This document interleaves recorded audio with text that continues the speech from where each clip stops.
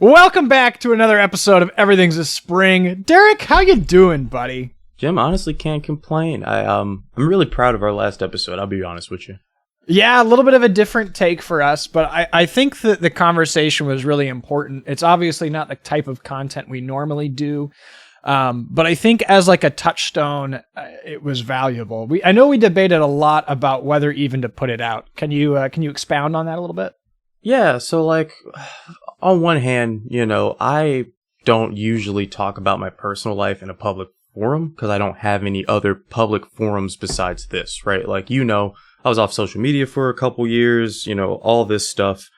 And, it was hard for me to open up as much as I did, to be honest with you. But, as I'm sitting there listening back, I don't have any regrets. I really think it was a good notation of, kind of our views. Like, our viewers, they deserve to know a little bit about us. So, I don't see us doing that often or even again unless something terrible happens and we have to talk about it. But it was a nice, different. I don't know, it was a little different. I think it's interesting to me as a conversation between, because we're both pretty much the same age. I mean, you're younger than me, but like whatever. I think it was really kind of like listening to it back again from like an outside, trying to like take an outside perspective. I think it really provides an interesting window into at least our lives. And I don't know if our lives are really representative of our cohort necessarily, but I think it was interesting as kind of as a touchstone of like where our heads are at in relation to our government and in relation to our society, which I thought was important to do, and also like, we solved all the world's problems. So yeah, easily. Yeah. Two dudes on a podcast. That's where it's at. But anyway, moving swiftly along from everything we talked about. If you care about it, you can listen to it. But if not, you probably skipped that one to listen to this, another engineering Absolutely. episode. And we are back today. I even have a banter topic pre-selected for us. Let's jump right in. Derek, do you remember the hit film Up? Like the Pixar animated classic Up? The Pixar animated classic Up. I remember it fondly. It's actually one of my favorite movies of all time. It is a sad movie. Like, that movie starts sad. Oh my God. That movie like broke me as soon as I watched it. Yeah. I love Carl and Ellie's story. I think it's something that's so like, it's so genuinely like heart-wrenching, right? And it's also like, the experience of loss is something that we all deal with over our lives. And so just to lead off with that, it was just a kid's movie. I know, right? Like first thing in, I was like, am I in the wrong movie theater?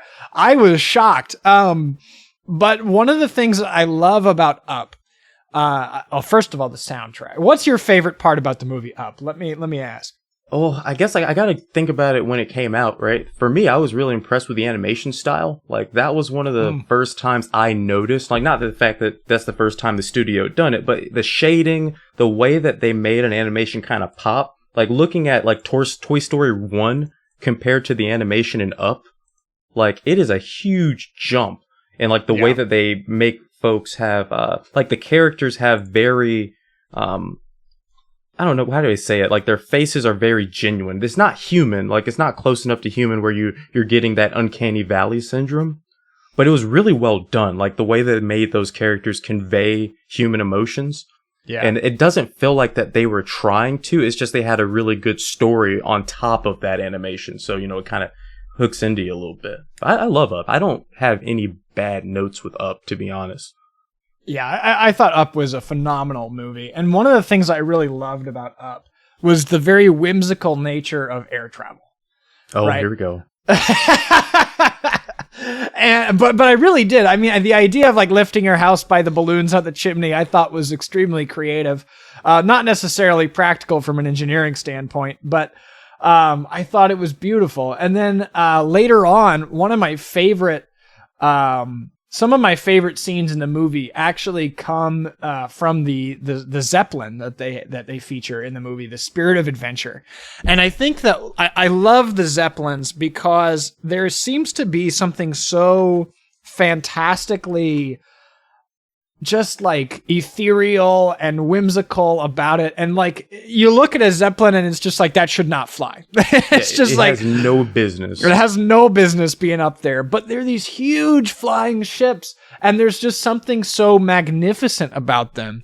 And I think they capture that so well in Up with the spirit of adventure. Do you have any thoughts on the spirit of adventure in Up, or just in Zeppelins or flying airships in any movie in general? It's been a long time since I saw Up, so I'm loosely remembering what you're talking about. But like thinking about the real life Zeppelins, I've always found them super interesting, right? But I always wondered how, we don't have that many lighter than air gases that are readily accessible. But even back then, we knew a lot about the few gases we could have used, right? Like, I think of, noble gases probably mostly. Yep. They didn't think them bitches flammable as hell. Like, that didn't strike any engineer. It's just like, someone lights a cigarette in the wrong place, it's over. Yeah, no, that's definitely a danger. And like, I mean, the Hindenburg is the classic example, right? We'll probably actually talk about the Hindenburg. Oh, the humanity. But I don't want to get too far into detail about the Hindenburg. But for those of you who, I guess aren't aware, the Hindenburg was a famous airship that used hydrogen as its primary lifting air. Hydrogen, of course, is very, very light. It's the lightest element that we know of. But also it is extremely flammable. And so it is quite dangerous to pack into a gas balloon, because you're basically soaring through the skies on the buoyancy of a giant explosive balloon. Yeah, you got to think like H2, like when I think hydrogen twice is, hydrogen gas, right? If you think about just, what do you call like atomic hydrogen, it is on paper one of the most reactive things that you can have. It is a literal proton, right? It reacts with everything. It's in damn near every organic structure that we recognize as humans. Like you think of a hydrocarbon, like that's the H in hydrocarbon. Yeah. Hydrogen actually makes up like 75% of the universe's mass is what they think. It's ridiculous. Very powerful tool, but it's just, they didn't think about helium. Like helium was a thing back then. Like it wasn't. It was. And we'll actually get into it, right? Because so helium, the reason that they didn't use helium as much, they didn't really discover helium until later anyway. Oh. Because helium is actually relatively rare. Basically helium, the only way that we get helium, even in modern times, is as a byproduct of natural gas extraction. Oh, so you need natural gas extraction to actually have helium in a form that we can use for industry. That's right. So really, like, helium was not really being produced in any real quantities until like the 1920s. Really? And even then, helium was extremely expensive. So at the time of our event, which we'll be talking about, I'll go ahead and spoil it. We're talking about an event in 1925. Okay. Helium costs $55 per 1,000 cubic feet. In modern money, that's $840 per 1,000 cubic feet. How big is a Zeppelin usually in cubic feet? So the one we're talking about today takes, in order to fill the reservoir of helium, you would need 2,100,000 cubic feet of volume. So I've pre-done the math for this episode. So come at me, all you haters in the comments. That would cost $1,764,000 in today's money to fill up with helium. Oh, so yeah, this was it's not going to be your first version, even if you knew about it. Exactly. It's just very expensive. Whereas hydrogen is actually relatively easy to generate. There's like a whole bunch of different ways that you can generate hydrogen gas. You can obviously combine, you can use electrolysis to break apart water. But you can also, a very, very easy way to create hydrogen is actually to use, you can dissolve, oh, for heaven's sakes. I think I've done it before, because it's like you take steel wool and you put it in like vinegar. And it basically, because vinegar is, oh, you would know this. I have it pulled up somewhere here. No, vinegar is actually made up of what? Acetic acid, I think. Yeah. Right? So when you, yeah. So when you take the acetic acid of vinegar, am I right? Or am I talking about hydrogen peroxide? I think you can do it either way. No. I was right the first time. It's vinegar. So you take the vinegar and you take the steel wool and you put it in there, and basically steel wool will get eaten by the vinegar, and that will release the hydrogen out of the acetic acid. Okay. So just like its byproduct is gaseous hydrogen. Exactly. And so this is the reason that I know about this is because you can use vinegar and steel wool to create an aging solution for wood, so you can make wood look older than it really is. But one of the byproducts of that is the generation of hydrogen gas, which is flammable. And you can also do this. I think you can do it with hydrogen peroxide, because the peroxide will eat the steel wool. So the oxygen and the iron will become rust, and then the hydrogen will be released. Makes sense. But anyway, so the point is, hydrogen is actually relatively easy to produce, whereas helium, unless you're doing nuclear fusion, because it's a noble gas, it doesn't want to bond with anything. So the only way that it's really generated on Earth is through radioactive decay or nuclear fusion. So you just need a huge amount of activation energy to get those bonds to rip apart. Exactly. So the way that they think that most naturally generated helium, is made is basically through radioactive decay in the core of the planet, where it's then captured and basically dissolved in methane, which is natural gas. And then that's how we can extract it. And it's like 2% of natural gas. Obviously, it's going to depend on which, natural gas deposit it is. But, roughly 2% of natural gas could be helium. So it's relatively rare. And that's important for our topic today. Right on. Let's get to it. So what we're talking about today, I want to put you in the shoes of somebody who lives, you're like in the New England countryside in 1920s, right? We're just out of the First World War. You probably know people who fought. You may have fought yourself in the Great War, but you're now back home in the countryside of New England, and you look up in the sky and you just see this huge silver blimp scooting by. And what you would be looking at is the USS Shenandoah, which was the first rigid airship built by the United States Navy as a reconnaissance vessel, basically. That's cool. Wait, the Navy? Yeah. So United States Navy built this. Okay, it's not a boat, but we'll allow it. It's kind of a boat. It's like a flying boat. Airboat. Airboat. Airship. Okay, I see. They just get, if it's ship, it's Navy. It's Navy. So one of the guys who was working on this project along with the Navy was Army Colonel Billy Mitchell. And Billy Mitchell is widely regarded as the father of the modern American Air Force. Just throwing that out there. That's cool. I guess, I forget that the Army used to be the Air Force. Yeah. And so, this is actually really interesting, right? Because in 1920s, we now have flight being developed, right? Again, this is wild because a couple episodes ago, we were talking about the Wright brothers back in 1905, I believe, 1903, being able to fly, for 45 minutes, right? Or minutes, yeah. 1903, it's 45 seconds. And then by, 1905, 1906, they're flying for 45 minutes, couple hours type of a thing. So the evolution of this technology is extremely rapid. So here we are now, basically 20 years after the Wright brothers with, these massive naval ships. The USS Shenandoah was massive. So it was 680 feet long. It weighed 36 tons. It had a range of 5,000 miles.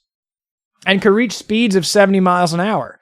In addition to that, it has a huge lifting capability. It's able to lift, its useful lift capability is 50,000 pounds, basically. So it can hold a lot of material. This is the first thing in history that could do that.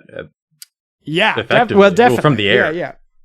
And there were like soft-bodied airships before this, but this is really the first rigid airship that's being kind of used for, at least from the United States perspective, used for military stuff. The Shenandoah is really heavily designed or based off of a captured Zeppelin, which was German, right? So the Germans kind of pioneered this technology.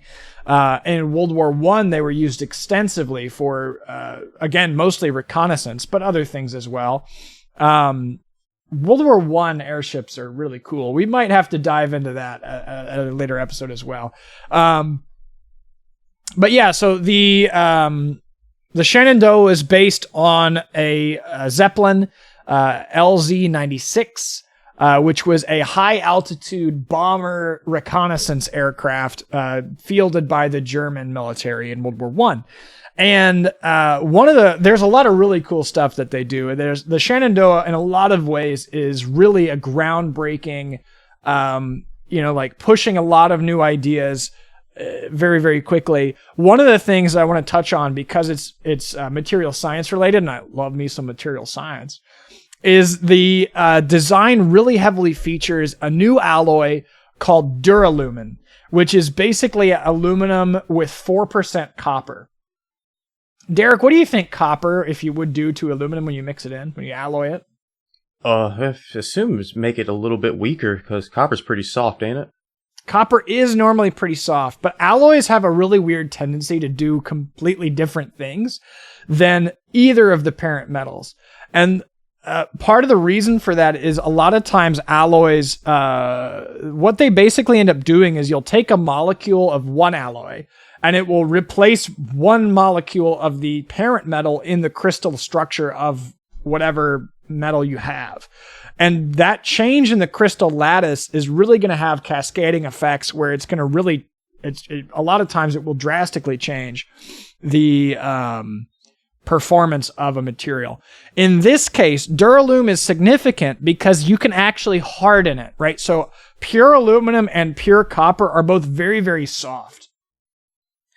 And also they cannot be heat treated, right? So you heat it up, it becomes soft. You can work harden it, but if you heat it up again and then you quench it quickly or you let it cool slowly, it doesn't matter. You're going to soften the material. Duralumin has a really interesting property where when you heat it up and quench it, so you cool it down very quickly, initially nothing changes, but it's what's called age hardenable. And so that means over time, the material gets stronger. So over the course of a few days, basically, duralumin will reach its full strength, right? As basically the crystalline structure continues to develop over the course of a few days. That's cool. So I guess I kind of knew that, but you're adding two very soft metals together, and I should have known by the name Duralumin. And that's the trade name, right? But duralumin is actually used all the way up until today, the modern day. It is nowadays it's alloyed with a couple other things as well. Manganese and magnesium are also like common additives. They'll throw in like a little bit of silicone, and these are all just different, basically like micro additives to change the different like casting properties. So like the silicon will make it flow better and shrink less in casting applications. You can add a little bit of chromium. You can add a little bit of zinc. Those will help with the corrosion resistance of the alloy. One of the problems with duralumin is that it is very susceptible to corrosion because of the copper. And so one of the things that they start doing very quickly is they actually will clad the duralumin with pure aluminum, because pure aluminum has what's called a stable oxide, right? Do you know what that means? Remind me. So aluminum oxide is very like stable, right? And so if you like scratch a piece of aluminum over time, like you'll have that shiny bit, but over time it will become dull.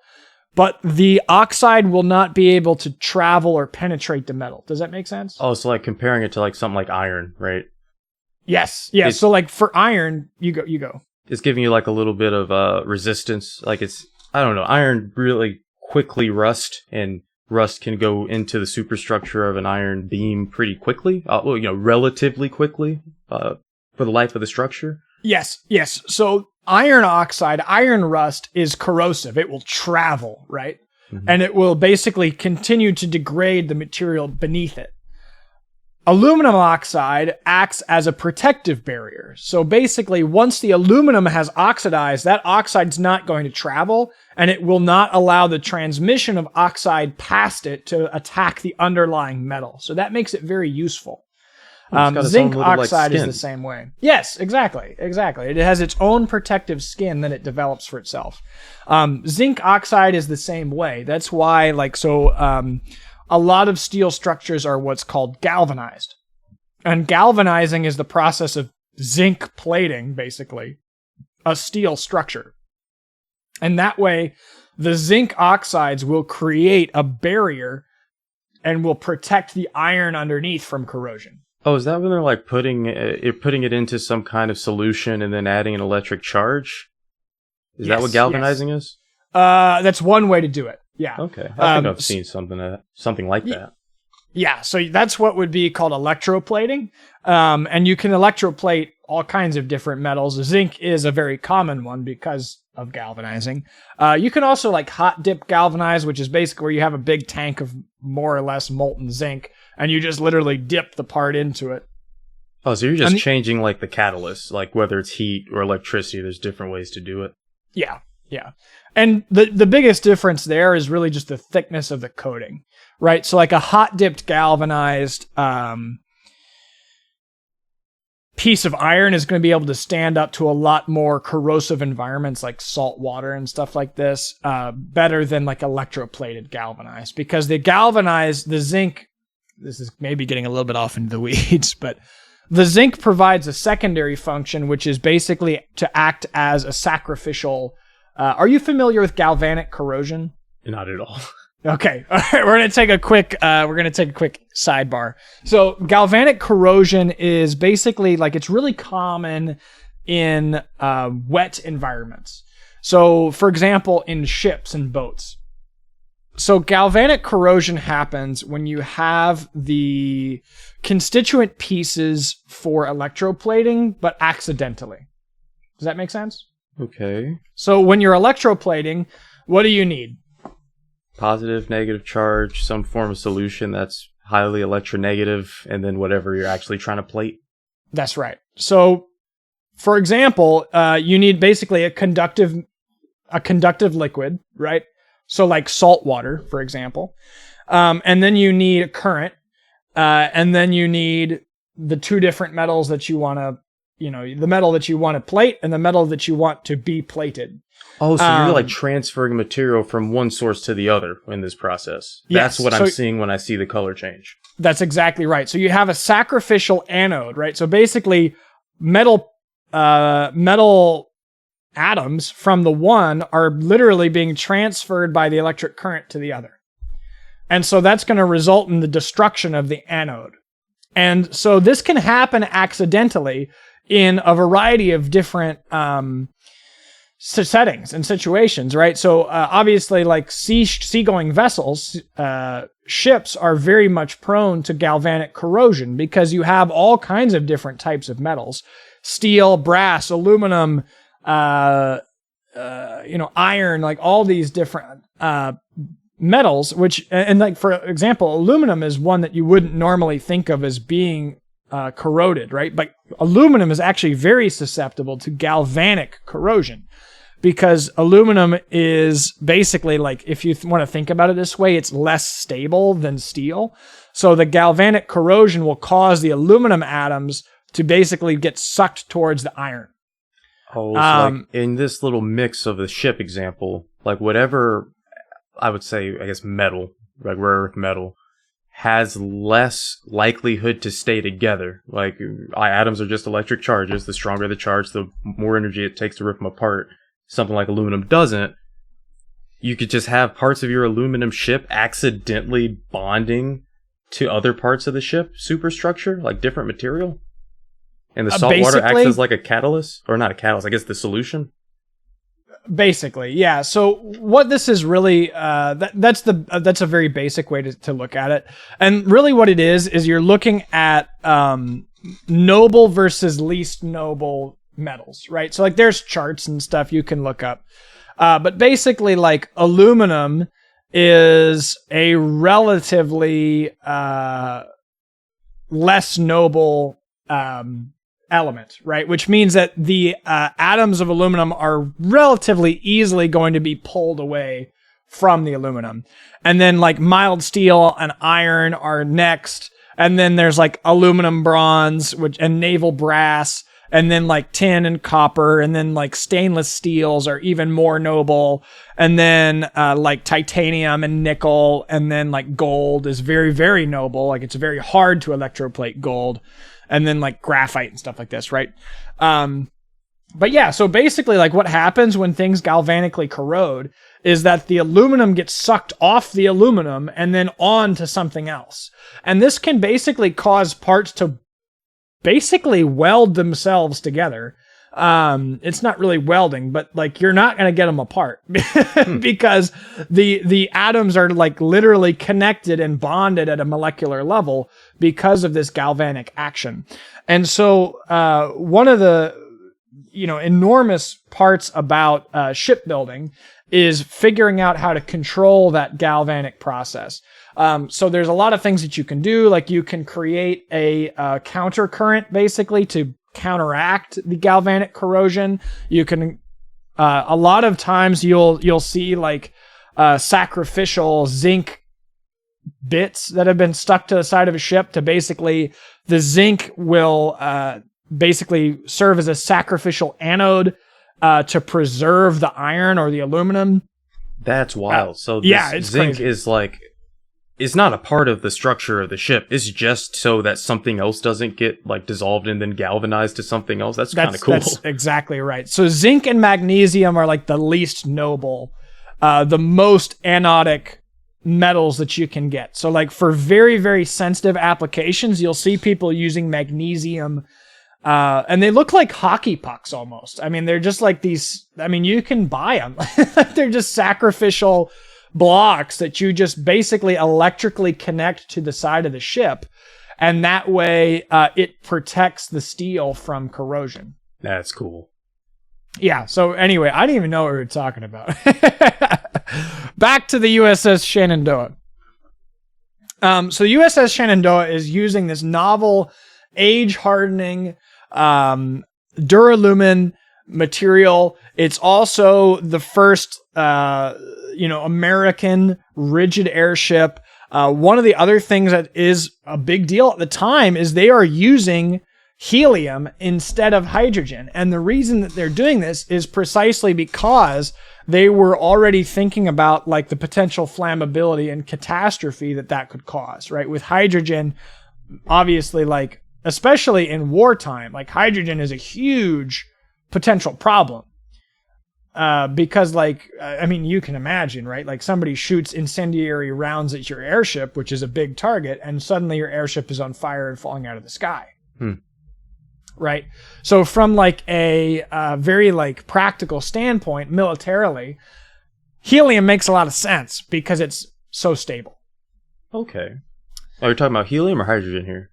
Helium. Helium. Okay. So that's why helium's the better choice. It's like less reactive, kind of stays the same. I mean, it's, easy to calculate, I guess. It's like it's a simple atom. That's why I look at it. It's not many things. It's not like we're thinking about a matrix of gases, right? Like when we talked about Bhopal. Right. Yeah. So these are relatively pure. Obviously, it's like the early, 1920s. So like gas purification is not amazing, but like it's mostly hydrogen. It's mostly helium that they're using to fill these tanks. Right. The other big thing that they have to contend with is actually the gas cells, right? So like in 1920, what do you use to make, there's 20 individual gas cells, which means that each gas cell held about, I guess it would be like 100,000 cubic feet, right? Oh, so in this situation, a gas cell is just a specialized tank, so to speak? Yes. Like, so how are you actually storing the gas in a light enough... can you use? In a light enough form factor to continue to be able to actually use it as a lifting vessel. Right? I'm going to guess they used aluminum.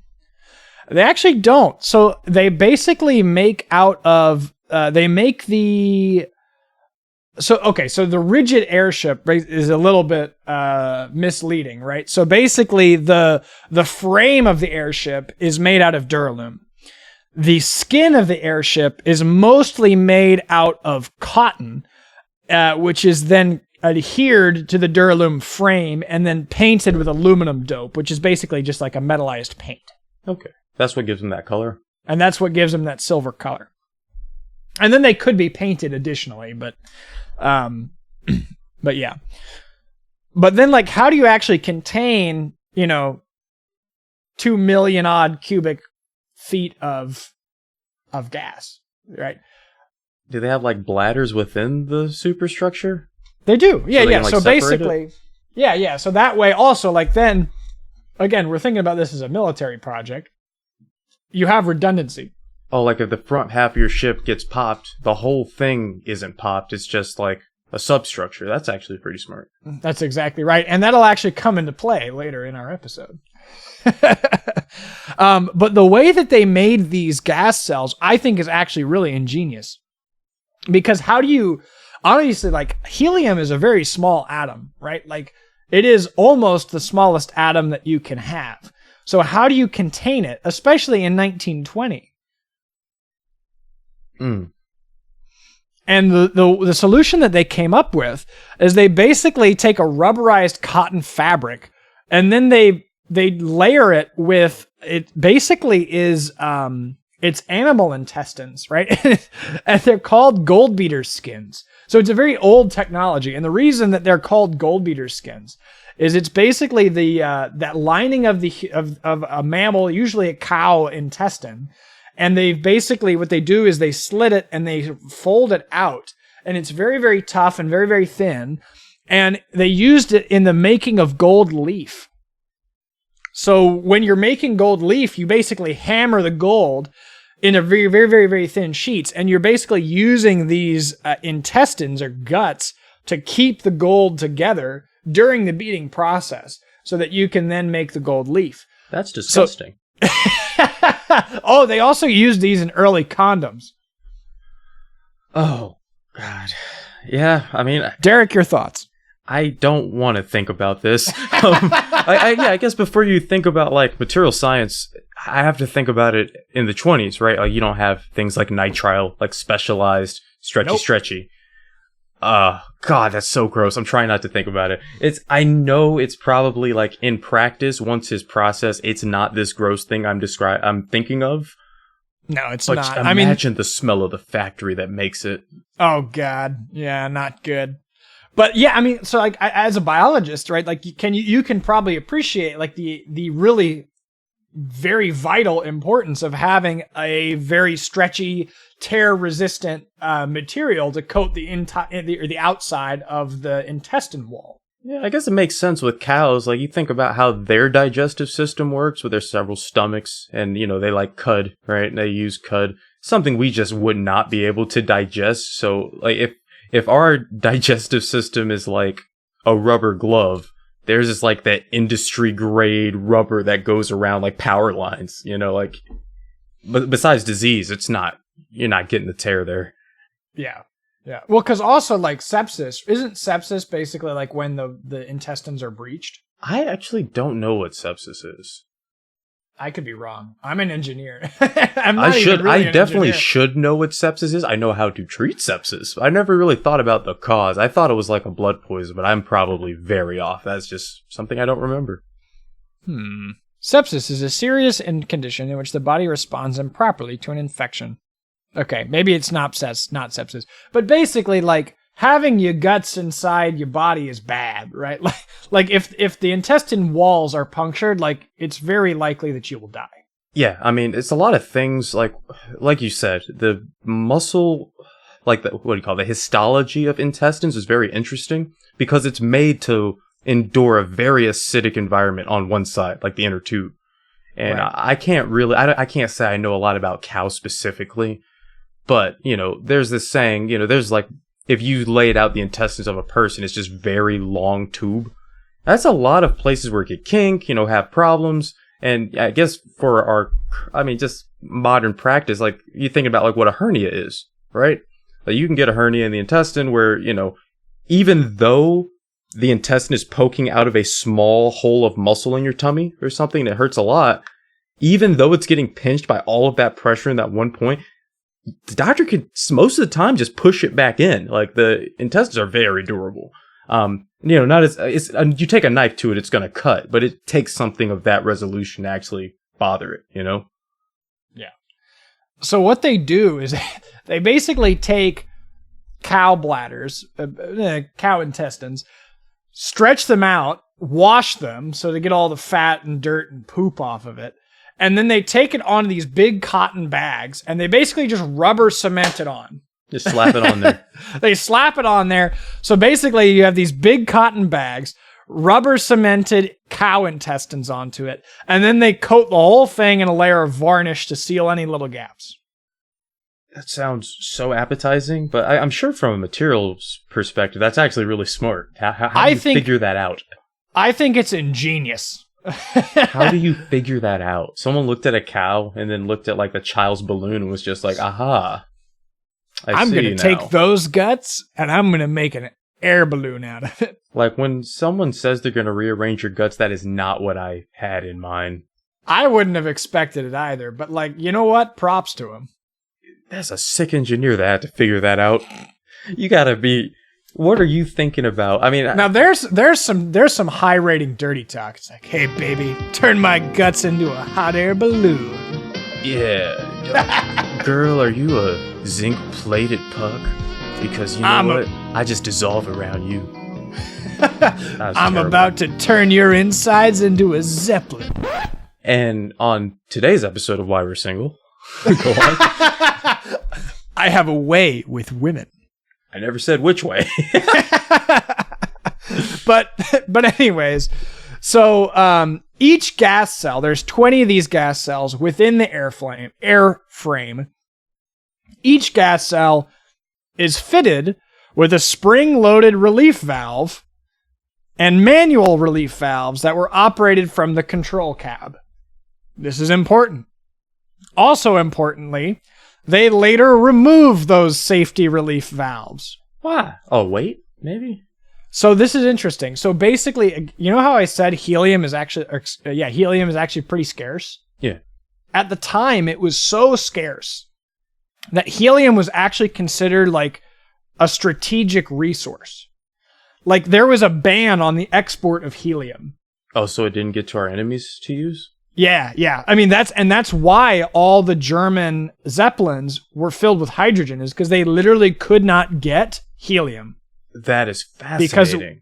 Because we hoarded all of it. So like what we think about oil embargoes now, they were using helium back in the day. Absolutely.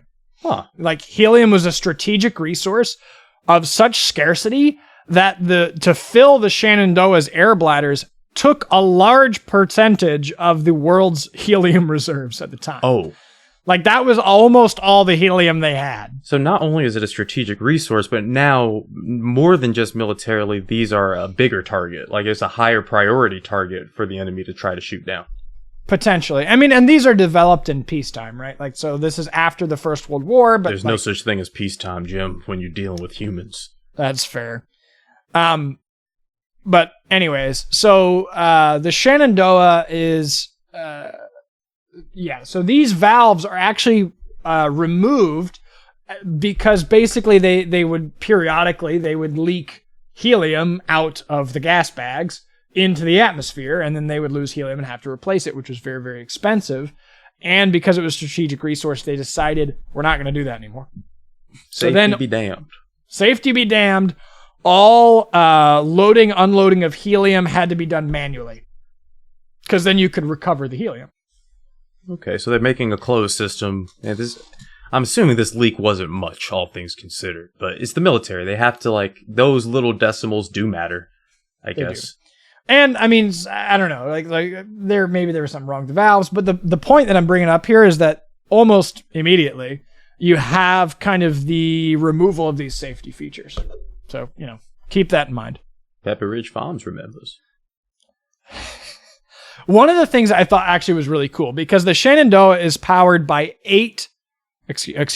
powered by 6 300 horsepower gasoline engines, right? And that's how it propels itself.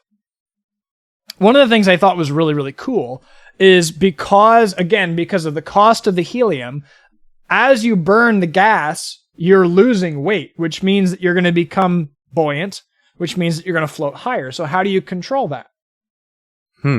Like, how do you artificially make weight? How do you make weight as you burn gasoline so that you don't have to remove helium from your gas bags? Oh, no idea. So this was actually, I think, is super ingenious and really cool.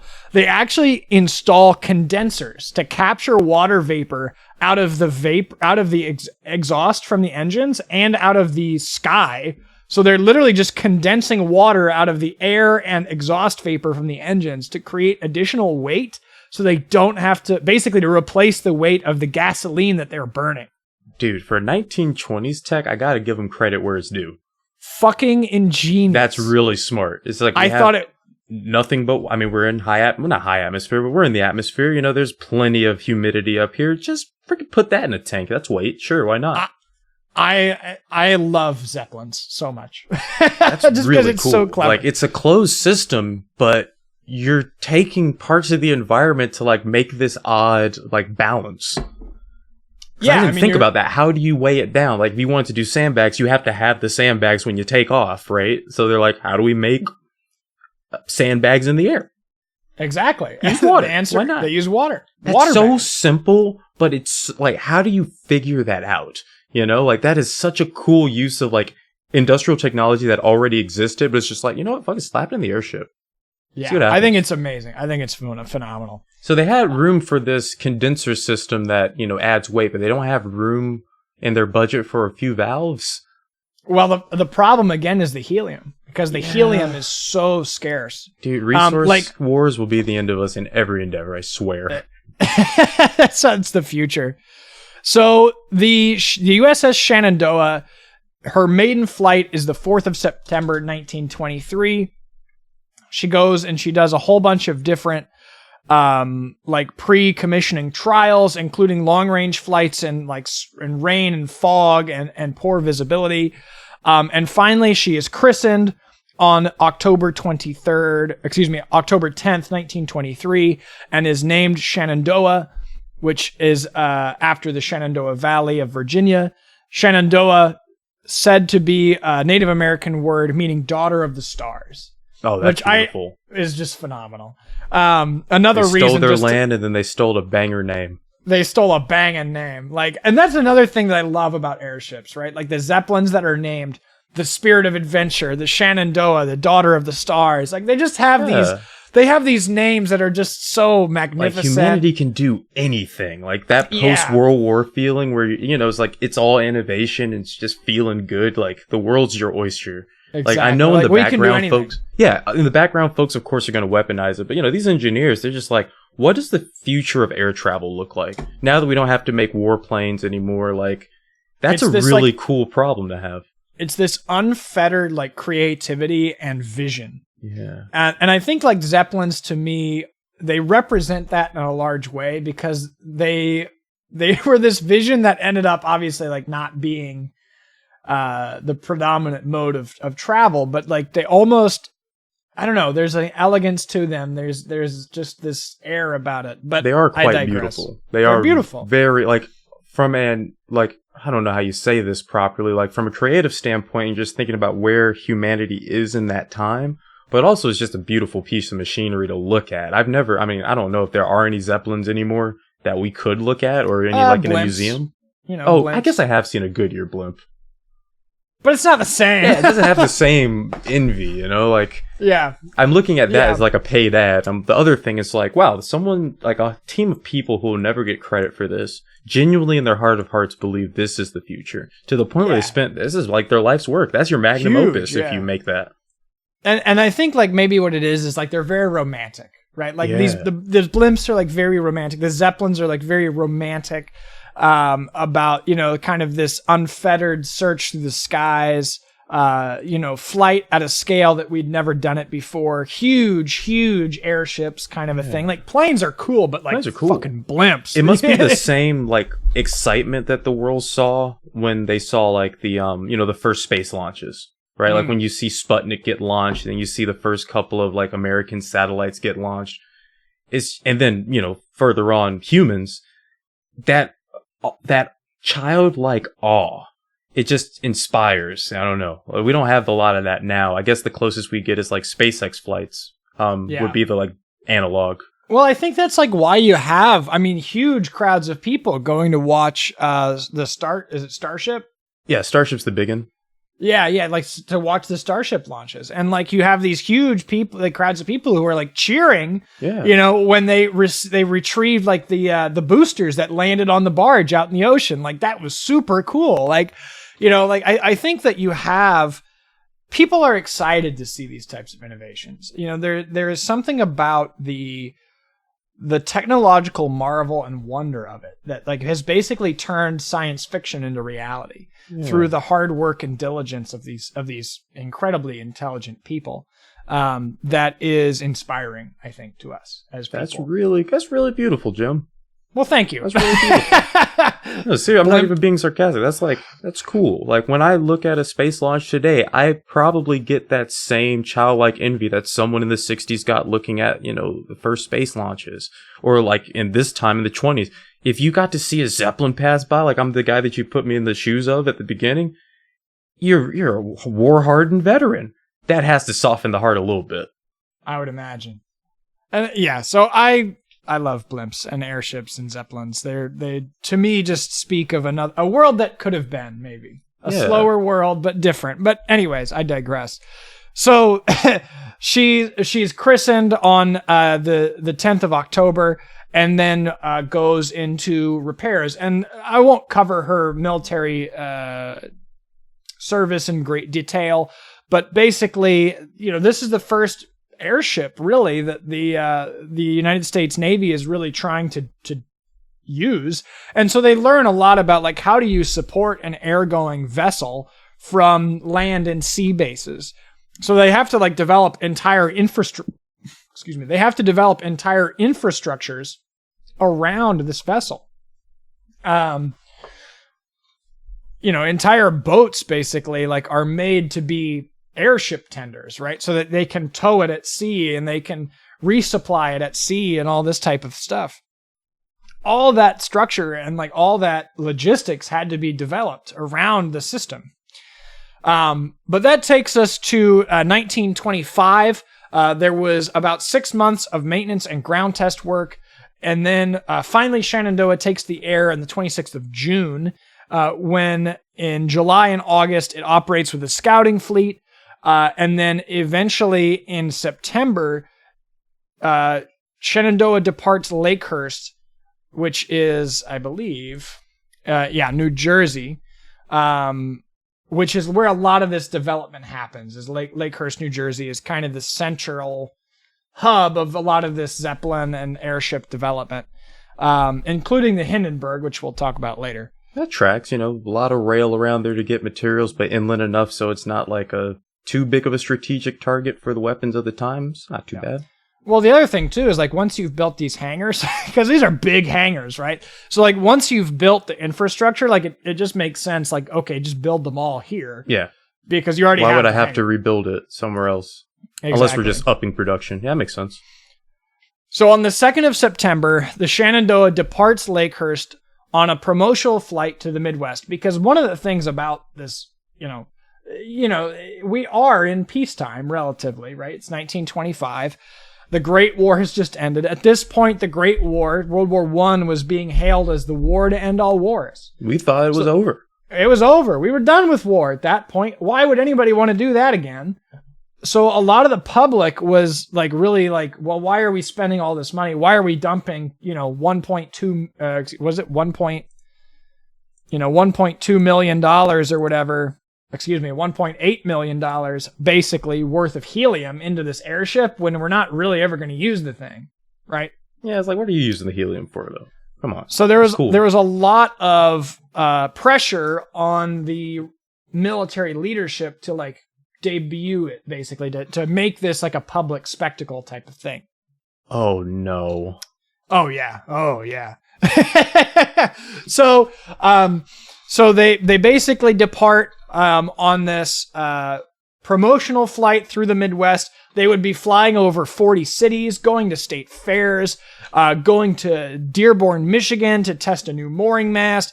Like all this stuff, like very publicized stuff, which would be super hyped. Yeah, because like, dude, can you imagine? Jimbo, can you imagine the Zeppelin's coming to town? Yeah, exactly. Hey, I'm living out somewhere Midwest. I've never seen anything but corn my whole life. And then suddenly there's like, Jimmy, take a look up in the sky down yonder. There's a big silver flying balloon. And that'd be like the coolest thing I'd ever seen. Yeah. It is I hate to use the word mind-blowing because you got to think of the times. Like, what else do you have of that scale besides, the massive warships you're used to? It's flying. And flying. Like there are warships that go in the ocean that are smaller by volume than this. Right? It's gotta look incredible too, because like this, we live in a time where if I see a 747 flying overhead, I have a sense of scale because I've seen one on the ground. If you've never seen this thing before, you really have no idea what you're looking at until they explain it to you. So think about this, because a 747 is about 250 feet long, right? So you could almost fit 3 747s inside the USS Shenandoah. That's insane. Like, yeah, that's the kind of scale that we're talking about. And also they fly lower because, airship. But anyways, so as they're passing through Ohio, there's thunderstorms and turbulence that they're passing through. There's basically what's called a squall line that's coming down. And this is like late summer, early fall. Squall lines, very serious storms basically are common in Ohio. And this concern was raised to the brass, but the brass ignored it because that's what the brass does. Yeah, we gotta have our debut. But one of the things that comes about with these squall lines is basically it's area of low pressure, right, that is being pushed across, right? So low pressure atmosphere. Keep that in mind, because basically when you're going in a Zeppelin, your buoyancy is dictated by basically the atmospheric pressure and the pressure inside of your gas bags. That's how you control your buoyancy, and then weight, of course, as well. But unless you can shed weight very quickly or take on weight very quickly, you're really controlling your buoyancy by the volume of your gas bags, or how much gas you have in your gas bags, and the external atmospheric pressure that's acting on your vessel. So as you pass through a squall line, you're basically going from an area of high or regular air pressure to area of low pressure, right? So what happens, Derek, when you go from a high pressure to a low pressure external force on those gas bags? And remember, there's no gas relief valve. Would they compress or would they expand? I'm confused here. Expand, right? Because basically, like you have a balloon, right? Like you take a balloon. If you take a balloon and then you put it in a room and you suck all the air out of the room, what's going to happen to the balloon? Well, it's the highest pressure thing in the area now by a considerable amount. So that balloon is going to expand. And so that's exactly what happens to the gas bags inside of the USS Shenandoah. So because there's no overpressure relief valve, because basically what happens, right, is like you have these gas bags and the atmospheric pressure is pushing in on the gas bags. That's how pressure works, right? It pushes in from all sides. And then you have gas pressure inside the bag that's pushing out. So if you no longer have, or you reduce the amount of pressure that's pushing in, it's going to have to expand outwards. Oh, so like that's why we have hardened tanks now with like air travel and such. That's right. Like And upper atmospheric air travel. That makes a lot of sense. I didn't even think about that. and like, so if you think about this, right? So when you take a balloon, right? Right. And you release it into the sky, like obviously you lose track of it, but as that balloon gets higher and higher and higher, the atmospheric pressure gets less and less and less. And so the air on the inside is pushing out more because there's nothing to resist it. That's exactly right. So you mean to tell me when we release a balloon into the atmosphere and it pops, it's not popping because like heat or something. It's literally a pressure change? It's a pressure change. Usually. Wow. I mean, there it might be cold, right? Like, so as it gets cold, but assuming the all rubber's things going to equal, get right? more brittle All too, things equal, the temperature's the same. It's literally just, losing atmospheric pressure. I keep thinking of gases as like, we put it in these hardened containers. I never considered a balloon. Yep. And the other thing too, right, is as that volume expands, right, what happens? Like, so as that volume expands, your buoyancy increases. So you're going up. So you're going up faster. So you're getting higher, farther away from the ground quickly, and your airship's going what I call criticality. Like, eventually the material will fail. Like, and that's exactly what happens. So basically what happens is the rupturing of these gas bags is so violent. Not all of them completely rupture, but the rupturing of some of these gas bags is so violent, it splits the Shenandoah into 3 separate pieces. No. Yeah. And so there's a control car, basically, that's also like underslung, right? Because like you think about the Zeppelin, all the stuff where the people is kind of underneath, right? Right. On the Shenandoah, the control car was actually suspended from cables, right? Okay. So when the thing tore apart, the control car just fell. No, it just fell off. It just fell off. So the captain, Commander Zachary Lansdowne, and 8 crew members. Wait, I'm sorry. His last name is Lansdowne? Yes, it's kind of unfortunate. I'm going to leave that one alone. I'm going to leave it alone. Rip. It's a little bit unfortunate. But his destiny was written before he knew it. He should never have gotten on the airship. Like, with a last name like that. He probably took it the other way. It's like, I'm always going to land. He wasn't wrong. That's a fair point. I mean, yeah, you are always going to come down. Like, that's true. Damn. But anyway, so basically, Commander Lansdowne and 8 crew members who were in the control car, they just die. Oh, that's terrifying fall, too. Unfortunate. 2 other crewmen fall through holes that develop in the hull. Just somewhere in, like, as it's splitting apart, 2 guys just fall out. So I feel like that's the worst way to go. And then 4 mechanics fall with the engines. There are 29 survivors. What? Yeah, so because they basically are able, because not all of the gas bags ruptured, right? Some of them just sprung leaks, some of them ruptured and caused the breakup, but basically 18 men are in the stern section of the ship.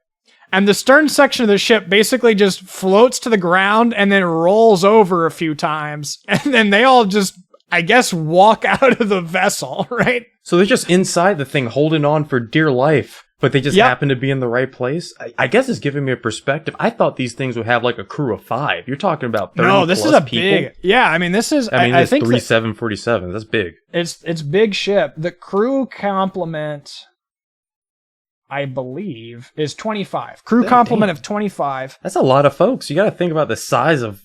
I guess I'm going to see pictures when I'm editing it, but yeah. Yeah.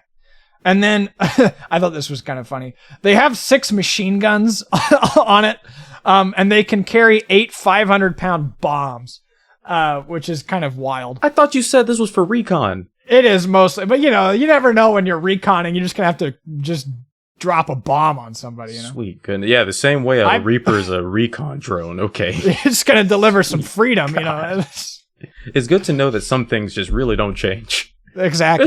Listen, it's just a recon ship, bro. Chill. Like, don't fly it over my territory. It's just a recon. Why are there that weather bombs? balloon, Yeah. So you weather mean to tell me this massive this massive Zeppelin, a storm cell cooked it, just a high pressure area.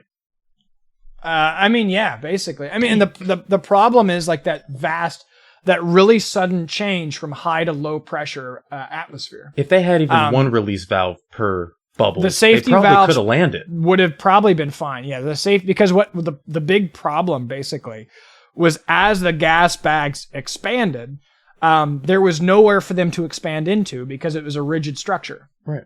Right. Oh God. And when you have that much gas rupturing a bag, it is a violent activity. I mean, you just have that much gas under pressure. It's got to go somewhere. Yeah, it's a balloon popping, but the balloon's the size of a plane.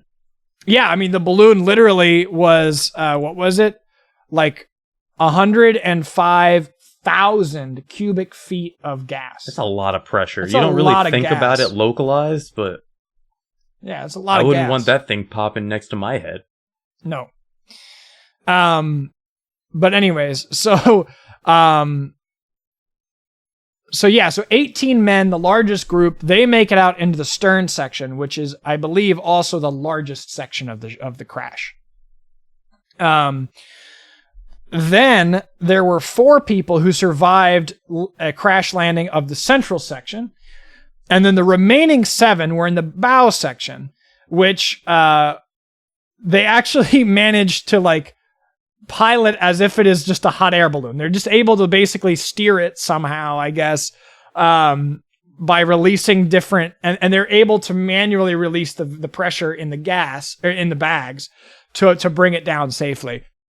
Anyway, so Lieutenant Anderson is one of the surviving officers, and he basically is on a catwalk when this happens.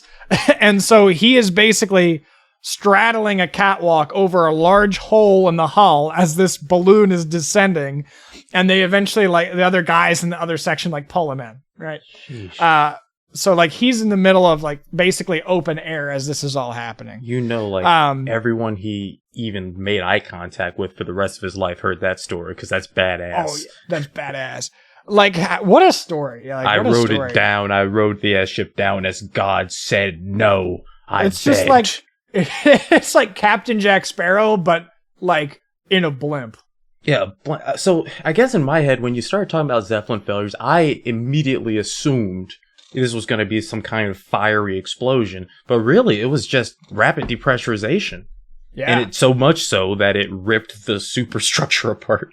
Yeah, don't mess around with gas, boys and girls. I'm telling you, I worked in that factory for a little bit, and I was just like, you know what? If I do this for 15 years, I know I won't live. Yeah. So the wreckage is actually spread out over like a 7-mile stretch because of basically the balloons just floated to wherever they landed, basically. So this thing didn't fall necessarily quick. Not necessarally. But some parts fast of it enough did. to kill you if, the impact was Well, on. I mean, some parts of it did fall off, and were unsupported by the balloons, basically. That's the engines fell. The engines fell and the crew cabin, underslung, cabin fell. How high up are these things? In their operating, what's their operating altitude, give or take? Let me see. So I'm thinking 30,000 is commercial flight, cruise. When we think of a plane landing, that's 2,000 to 1,000 feet on short final. So I'm trying to get a perspective of how high up this thing is. So it depends on the type of Zeppelin. Even range. Are we talking thousands of feet, tens of thousands of feet, or is this even lower? Are we talking 900? So anywhere, it's really quite a broad range. Let me see if I can. So depending on the type of Zeppelin, so in World War I, Zeppelins were really flying at 20,000 feet because that was well above the range of anti-aircraft fire and then also planes, right? So planes these things are designed for high pressure and low pressure environments. They can be. The problem is the rapid change. If they had those pressure valves, they'd be fine. Exactly. And that's actually brought up in the analysis of the crash. And the different, because basically later on there's an inquiry into why this happened. And one of the things that is brought up, especially by Lansdowne's, wife, basically, was that these safety measures were removed, and that regardless of the dangers, they were pushed to go ahead with the mission. And her kind of saying is that publicity rather than prudence won the day. Why does that sound familiar? because it happens all the goddamn time. I feel bad for that. Like, this crew did nothing wrong, right? They were just following orders. But I imagine the engineers, mechanics on that ship knew that the inherent danger, right? Like, they have to be aware. They had to probably remove the damn things themselves. That's... oh, yeah. Dang, man. This is going to sound dark. I am surprised that many people survived. Oh, yeah. I think it's a miracle. For real. I mean, somebody was praying, after that one. Some of them found Jesus, is all I'm saying. If not on the way down, after you land. After you lands down. Yeah. No, I've got my own story about that after we close. But yeah, so in the aftermath of the crash, basically like thousands of people immediately flock to go take anything that they can that's not bolted down. Dude, what is up with folks in looting crash sites? Like, if you're right, if that F-35 that crashed in the United States, it would have been gone. Dude, if gone. They had found it, I see now why the military had to put a defensive perimeter. It wasn't for like foreign agents or something to take pictures of. They were really gonna swap that F-35 and make it into a boat if they had an option. They were they 100% were. Can I? So is that a rule? Can I start looting? Like, if it's an American tradition. Can I loot? It's a time-honored American tradition. If this is the 20s. I guess their knee-jerk reaction was looting. This is the second time it's come up. This is a report from the St. Petersburg Times in Florida, reporting on the crash site as being laid carrion to the whims of souvenir seekers. Among the items taken is believed to have been the vessel's logbook and its barograph. I feel like those are things they need for the that's like the black box. Right? Yeah, that's the closest you got. So basically, these are a bunch of just farmers. And there's actually one farmer who's property, the vessel, it landed on his property. He starts charging people entry fees to see it.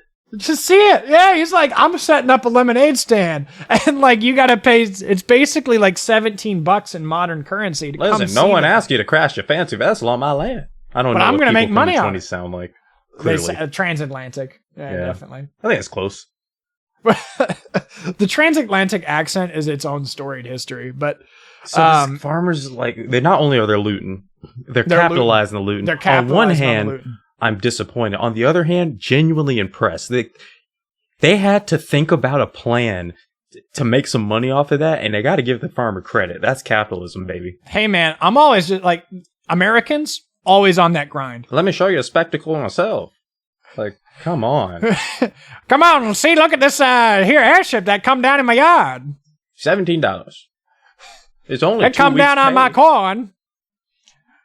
You can eat ear of corns that done fell on. Do you think he had I know it's harder to make t-shirts back then, but you think the guy had time to make merch? I don't know. That'd at least a sign, cool. Right? There should be merch, but anyways, they looted everything. They looted bits of the frame. They looted the entire the gas cells. So there's a bar somewhere in this Midwestern region. One of the war trophies on the wall of stuff is just a piece of the Zeppelin. Yeah, so in the days following, basically there's 20 Department of Justice operatives and federal and state troops and prohibition agents and all the local law enforcements are coming out of the woodworks. This is also obviously this is during prohibition, so alcohol sales. So they're taking ATF agents and whoever, and they're just going to people's houses and taking stuff back. We heard you are hiding Zeppelin parts in your estate. Yeah. And they get 4 truckloads of stuff. Just from bringing them back from citizens? Yeah, going to people's houses. I'm surprised folks gave it back, to be honest with you. I don't think they had much of a choice, to be fair, but That's fair. I guess the sheriff comes and knocking, Yeah, they're kind of all right, Oh, fine. But it was wild. Wild. But yeah, so coming after this, this is one of the big, obviously this is a very publicized thing. And this was one of the trigger events. Again, we talked about Billy Mitchell earlier on. He starts really heavily criticizing the leadership of the Army and the Navy for kind of playing into this publicity over prudence type thing. And that actually ends up getting him court-martialed. You're kidding. Just for, No. yeah, I mean, I guess that's the rules. You can't say anything against your higher brass publicly. Yeah. But shout out to him for having the nuts to do it, because it needed to be said. Like, Landau's wife wasn't wrong, Like, it was a publicity stunt. If they had waited 2 months to figure out the valve problem instead of rushing it, it would have had the same effect. Yep. Or have, like, overflow tanks for the valve, basically for the helium. Yeah. Because one of the things that, again, is brought up is the removal of the craft's 18 safety valves really is a huge contributor to this disaster. Because with those safety valves, obviously we don't think that the gas bags would have ruptured, and that rupture is what ultimately split the hull. You got 18 safety valves, which means you got, like, give or take 6 per bladder, right? You could have put 1 on each, and you wouldn't be losing that much helium. There's 20 bladders. Oh, that's a lot of bladder. I thought it was like 3 big bladders this whole time. Nah, 20. So that's redundancy. I just felt like a few safety valves would be okay, just enough to keep the aircraft, like, at a stable descent rate if they ruptured. But it's one of those things about engineering. You don't know until something tragic happens. You can't simulate it. That's right. And I think the this is one of those terrible situations where it's like they basically have put a price on the human life, right? Oh, those rare situations where this happens in government. It's like once in a lifetime. This would never happen again, Not in my America. No, come on. Jim, come on. Let's get real. Like, you hear me talk about my dang old politics, and they're just like, oh, that Derek boy who thinks he knows so much. No, it's just once in a lifetime, man. Yep. Corporate greed? What? Corporate greed and government corner cutting? No. What? Gigas. Maybe in that dang old Soviet Union, not here. But anyways, yeah. So, like, this is one of those instances that kind of become like a hallmark of a sea change, right? Where, like, people are starting to look at this and say, like, no, like, the safety valves had to be put back in. Like, the other airships in the fleet, those were reinstalled. Like, it's probably saved more folks over time. Exactly. Because now, like, again, the regulation is written in blood. Right. And it's just the Army. So, like, you're making this proprietary thing. You write the regulation for it. Like, who's going to say anything against the Army in the 20s? They were. And that's the other struggle, right? And this is part of why Billy Mitchell ended up getting court-martialed, was because he was like, look, we didn't have to, like, write this in blood. We could have just written this regulation in ink, and we didn't. We missed that opportunity. And that's basically, like, why he got court-martialed. Dang. After this, like, there's a lot stricter regulation of the airship hull, of the gas bags, and also, like, the cost of that helium is something that you have to, like, think about now. Of, like, was it worth it? And like, your whole point was to do a publicity mission to show, like, hey, this might be the future of civilian travel after we weaponize it. Like, now folks don't have as much trust as they would have had. This spectacle has become this pariah in a way. That's right. So that's, like, it's interesting to see. Outstanding. That's a cool story. Yeah. So that's the wreck of the Shenandoah. There were songs written about it. There's memorials. Is that what Country Roads is about? That's definitely not what Country Roads is about. There's a song called The Hand of Fate, which was written in 1925. They by really Eugene don't Spencer name them. And Don Drew. They don't name them like they used to. The Song of Fate. And then there was The Hand of Fate. And then another song, The Wreck of the Shenandoah. That one's well named. They're very well named. Very well named. I haven't listened to either of them. Maybe we can find a, like, archive banger, I wonder if they're on Spotify. Yo, DJ Mustard, can you mix a West Coast beat to that? Ooh. Let's see. The Wreck. The Hand of Fate, maybe. The Shenandoah. Got me wiggling my finger in the club. The Wreck of the Shenandoah is not on Spotify. I'm sure I can find it. We'll see. If you're hearing music now, I found it. Hand of Fate is not. Well, there are several different Hands of Fate on Spotify, but I don't think it's the right one. I'll look in the archive website. They usually have weird stuff like that. That's like a whole nother interesting topic, is, like, all the lost music that just hasn't been recorded. I have a weird side tangent since you said that. If I could ask God a question, if that was a thing, I'd love to know what we lost in the Library of Alexandria. Oh, I'd love to just know, where would humanity be, you know? dude, we can go into some conspiracy theories about the library. Those are some of my favorite conspiracy theories. Right, because they're so far back, it's like, you know, it's just a fun thought experiment, you know, at this point. It's not really dangerous. Yeah. Jim, I appreciate it. That's a good story. Yeah, so that's the story of the USS Shenandoah.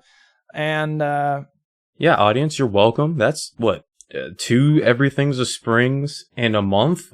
What? Yeah, we must really like you guys. we coming at the, we just getting after it. Just getting after. Oh, God, I have to edit. Well, Derek, what do we have to plug? I don't know. I don't have anything to plug, Jim. You have anything to plug? I can Besides plug the the whiskey. Zeppelin?